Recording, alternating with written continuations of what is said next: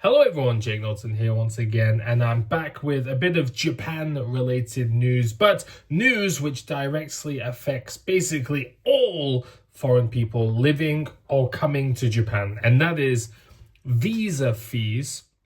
And if you're not great at English, saying visa fees very fast, like 5 or 6 times, visa fees, visa fees, visa fees, visa fees, visa fees, probably quite a hard thing to do. But visa fees are going up, and not just going up a little bit, they're going up substantially. At least that's what's being proposed.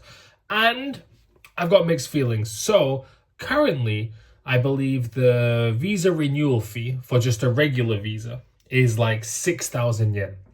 And that went up from 4,000 yen last year. And this news comes from the Yomiuri Shinbum's website, by the way. Of course, as always, I'll link it down below. It went up from 4,000 a couple of, I think last year or something like that.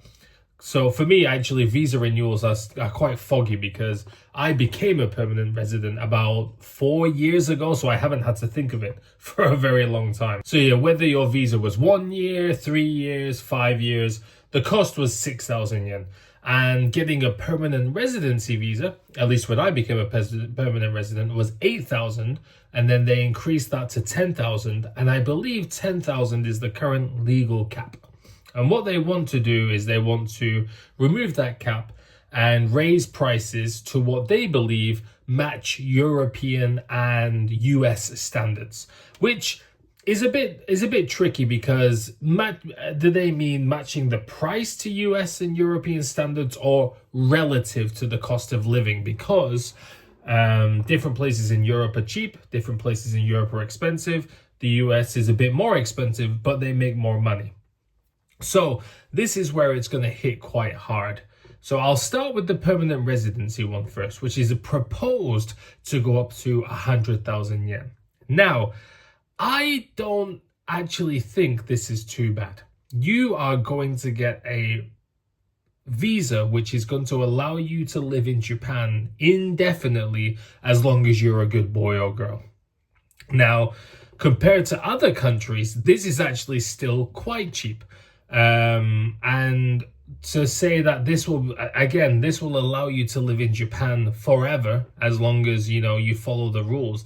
I don't believe 100,000 yen is actually that expensive. It's obviously a big one-time payment, but if you've reached the qualifications to be able to be accepted to be a permanent resident, you should have that money ready to go. For me, it was really, really cheap. And to be honest, because I got my permanent residency visa during COVID, it was really, really fast for me. I think it took around 4 months, whereas people nowadays are waiting over a year, I believe. I've heard of some people waiting a year and a half just to get their permanent residency visa rejection or approval. Now, this is where it's going to get really expensive for many people, and that is just regular visa renewals are going to cost between 30 to 40,000 yen. Now, if you become one of those teachers that unfortunately gets shifted onto a 1-year visa every single year, because to be honest, like the visa office or the immigration people do get to decide how long your visa is, this could become a bit of a high stakes money making scheme for them, because if they just start throwing everyone on 1-year visas, they put you on 5 1-year visas in a row. We're talking between 150 to 200,000 yen. I came to Japan, and I believe everyone coming to Japan with Peppy Kids Club gets a 3-year visa, which was really, really good. It was great, actually. But every single year after that, until I got my second spousal visa, I think I got like 4 1-year renewals in a row. So I got 1 year, 1 year, 1 year, got married, got my spousal visa 1 year, and then finally I got a 3-year visa after that, and then I applied for permanent residency anyway. Now, what is gonna suck, and what is gonna suck hard, I don't know if that term of phrase is acceptable anymore, if you are just a regular English teacher working at one of these crappy black companies like a dispatch, like Interac or GABA or Altia, or if you're working in a factory, working in a convenience store, one of those kind of jobs that pay as little as they can.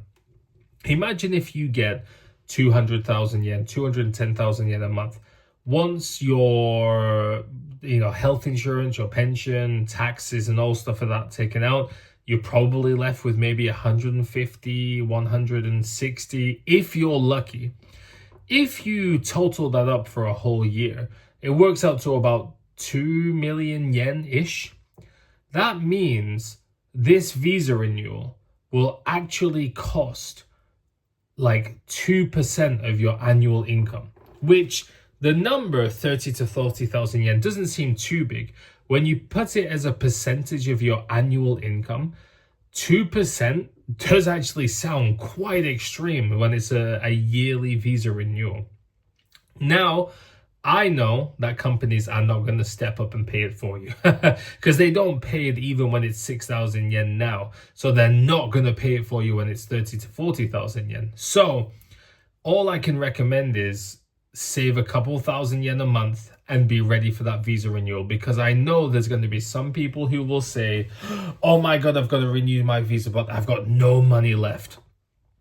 Because realistically, companies are not going to pay it, and companies are not going to suddenly start paying more. So you have got to be ready for it. And it's something to be really, really careful about. Now, I don't necessarily disagree with this change as long as the money is used well. But knowing governments, it's not necessarily guaranteed that that's going to happen. It does say they're going to be used to improve like services for foreign residents, translation services, and deport illegal immigrants. I don't think there's that many illegal immigrants to deport, so I don't think it's going to cost that much. Because if you imagine, if they do increase it to 30,000 yen at a minimum, they're increasing the cost fivefold, which means they're going to get 5 times the income. It's quite a lot. Now, again, I don't think it's massively terrible because the price in other countries can be a lot more.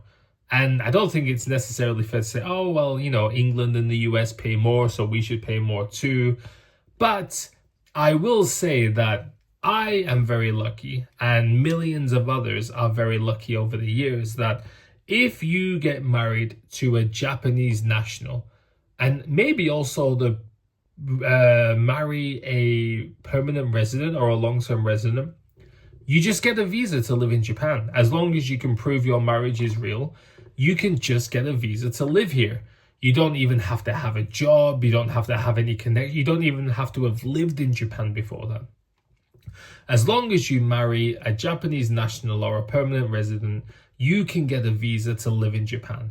And I think that is very, very generous, because if my wife wanted to live with me in the UK, we would have to have, I think it's £40,000, so around 8 million yen in a bank account, which we then cannot touch for 2 years. On top of that, I have to get a job which pays, I think it's 23,000 pounds a year, which works out to almost 5 million yen, which in England probably not too difficult.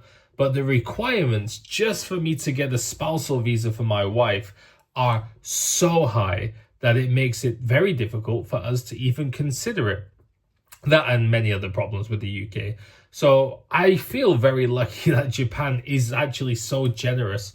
Maybe one day they might make requirements for spousal visa acceptance, and I hope that's not true. Maybe something like you have to have lived in Japan before, you have to either work or be it's kind of like a senmon shufu. I think it's like a proper housewife or house husband. So maybe the partner's salary has to be very high, similar to in the UK. So now it's very, very easy to get a visa to be an English teacher or do something simple like that, but it is going to cost you more. So if you do come to Japan, I think the certificate of eligibility is not going to be affected. But once you're here, it's going to cost a lot more. So make sure you put that money aside. What do you all think about the change? Do you think it's a necessary change? Do you think Japan has been too generous with things like this before? Please let me know down in the comments before. Thank you all for watching, guys, and I'll see you all next time.